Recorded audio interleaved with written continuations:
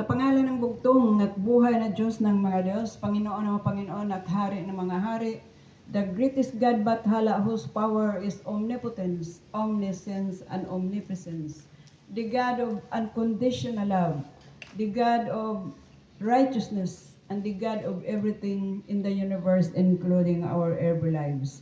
Yan po ang ating pinakilalang Diyos ng mga Diyos, ang ating Panginoong Bathala, na tinawag natin na the God of unconditional love. At yan po ang ating maging pag-usapan sa hapon pong ito, no?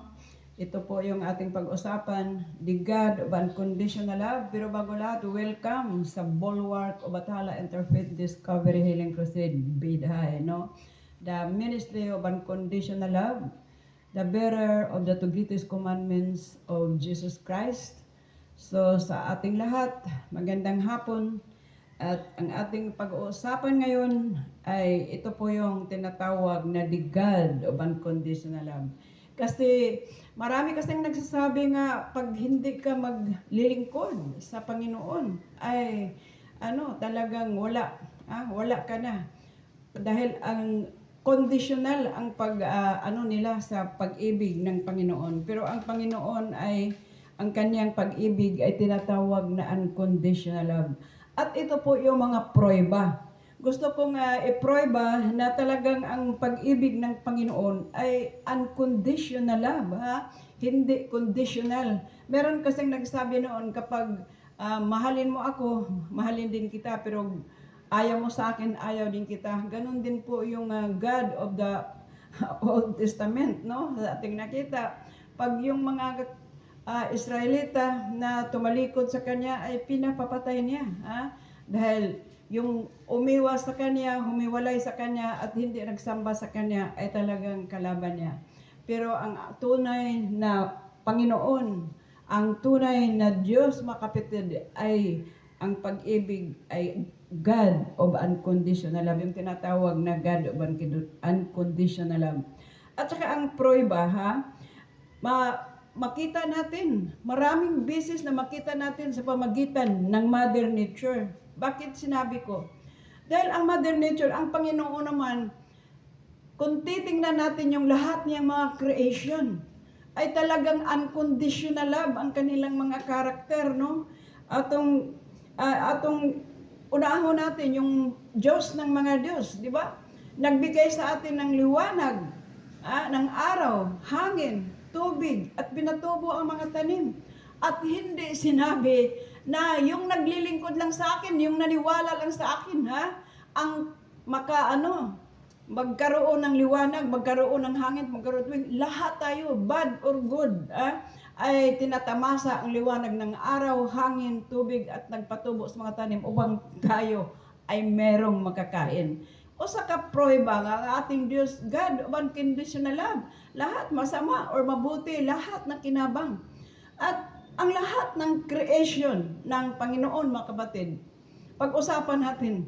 Dahil parang ang tao lang yata ang hindi nagkaroon ng unconditional love. Kalabisan, selfish, no? Hindi ang kanyang pagsisikap, ang kanyang magginagawa ay para lang po sa sarili niya o sa pamilya niya.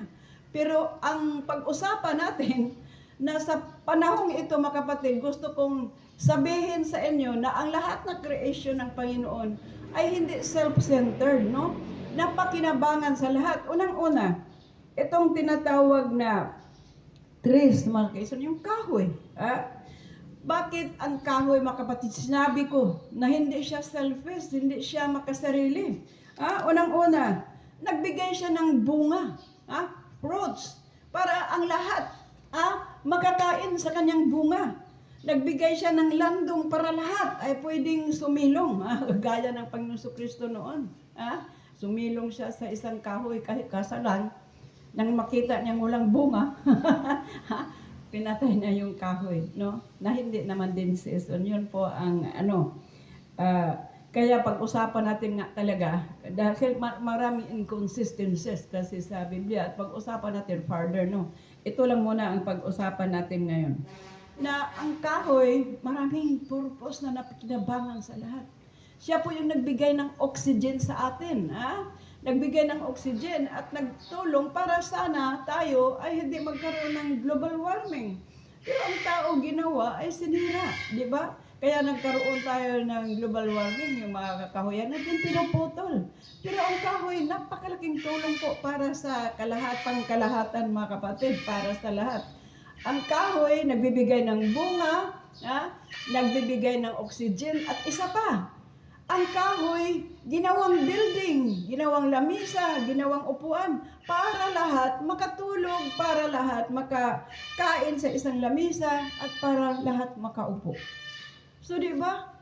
Ganon ang mga lahat na creation ng Panginoon ay tinatawag mga kapatid na hindi sila self-centered, kundi lahat na kinabang, no?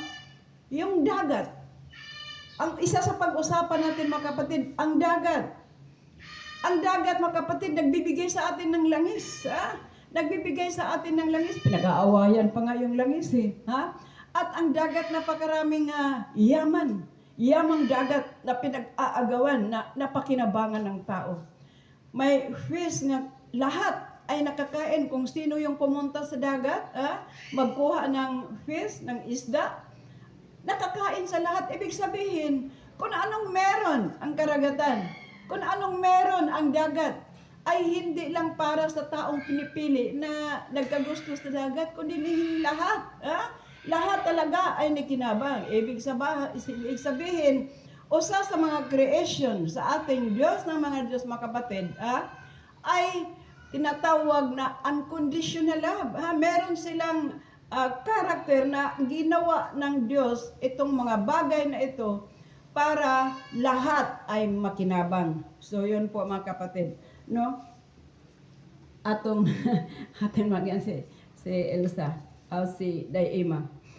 So ganon mga kapatid, ang lahat merong pakinabang, lalo na po itong Mother Earth natin. Binigyan tayo ng tahanan ng Diyos ng mga Diyos. Mother Earth, dito ang binigay sa atin, itong Mother Planet natin, tinatawag na Mother Earth. Ito po yung tahanan natin. Nagbibigay sa atin lahat. Dito tayo naninirahan. Dito nagbibigay siya ng kasapaan, ng katubigan, mga kakahuyan, fruits, pinatubo niya. Diba? Unconditional love ang ating Mother Earth, mga kapatid.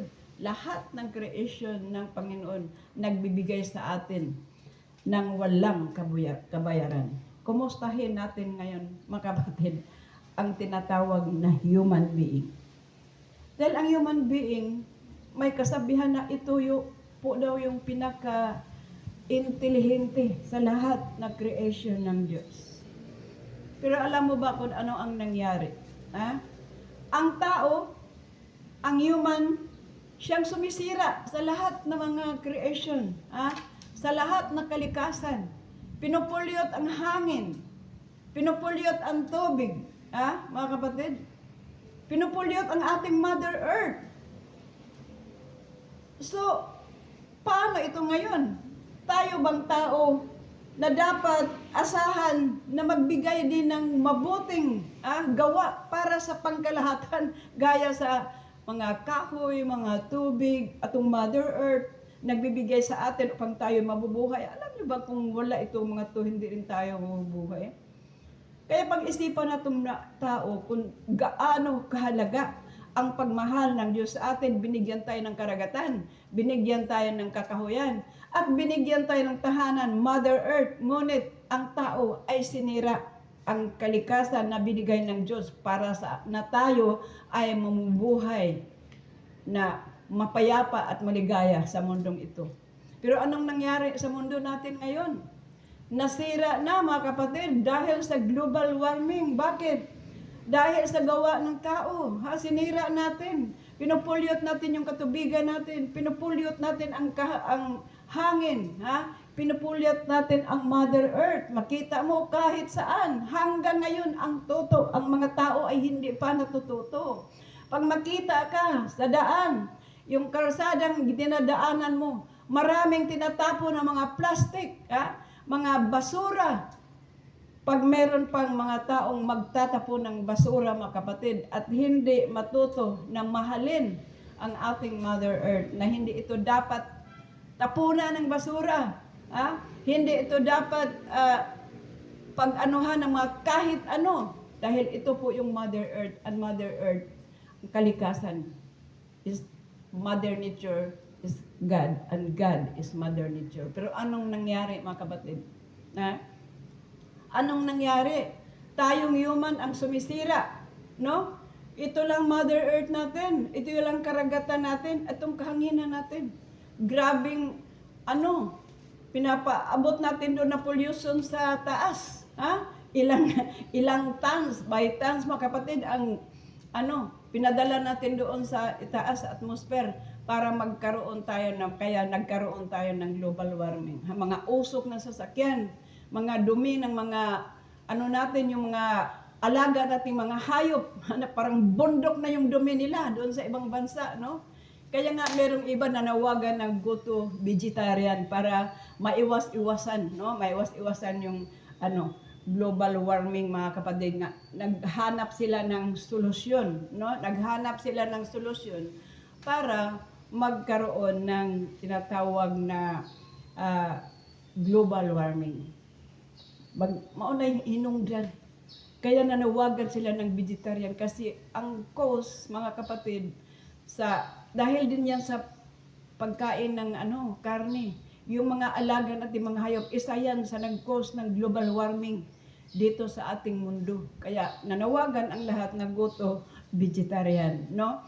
Pero mga kapatid, isa din, kahit tayo ay mag-iingat, ang lahat ng dumi natin, lahat dumi sa mga establishmento, mga kapatid, sa atong syudad, nga mga malaking establishmento, ang mga toxic niyan, ang mga waste niyan, mga kapatid, doon yan pumunta sa dagat. Meron akong maraming ebidensya, mga malalaking tubo, doon binuga sa dagat. Mayroon ng aklat yan si Sir Eli Pamatong, na ginatawag na global warming. Andoon lahat ang ebidensya kung ano ang dahilan kung bakit tayo nagka-global warming. Minsan siguro ating buki-ikion yan, atin yung pag-aralan, no? Kung ano ang dahilan bakit tayo nagka-global warming. So mga kapatid, kaya ang ating Panginoon, tayong tao ang may problema, no?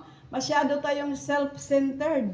Dapat ang ginawa natin, tama yung pinaglaban ni Sir Eli Pamatong, na hindi siya self-centered, kundi other-centered. Yung pangkalahatan, lalo na ngayon sa pakibaka sa ating bansa na pinag-aagawan lalo na yung West Philippine Sea. Kaya ako nanawagan sa lahat ng mga Pilipino na tayo ay magkakaisa regardless of religion. Dahil bansa natin ito. Huwag nating gawing hadlang ang ating reliyon na tayo ay hindi magkakaisa. Kaya subscribe niyo ang Kawal ng Demokrasya, isa sa mga taong nag-lead ngayon sa pakipagbaka sa ating bansa upang pigilan, no? Lalo na ang kaguluhan sa West Philippine Sea. Subscribe niyo po yung YouTube channel niya, Kawal ng Demokrasya, at gano'n din po ding YouTube natin, no? Mercedita Redoble sa YouTube, para po panay natin pag-usapan kung ano talaga ang kailangan natin upang tayo ay complete na magbabago. At hindi lang sa mga relihiyon, kundi ang tunay na pagbabago ay magsimula sa loob-looban natin, Dahil Christ, God is within me, and nandyan din sa inyo, and the kingdom of God is within you, and naandito din sa akin. Kaya dito tayo magsimula, no? Dito tayo magsimula sa ating pagbabago, na tayo'y magkakaisa sa pamagitan ng pag-ibig, unity. Magkakaisa tayo upang ipaglaban natin ang tunay na pag-ibig at ang bansa natin sa lahat na maagaw. Maraming salamat at magandang hapon po sa inyong lahat.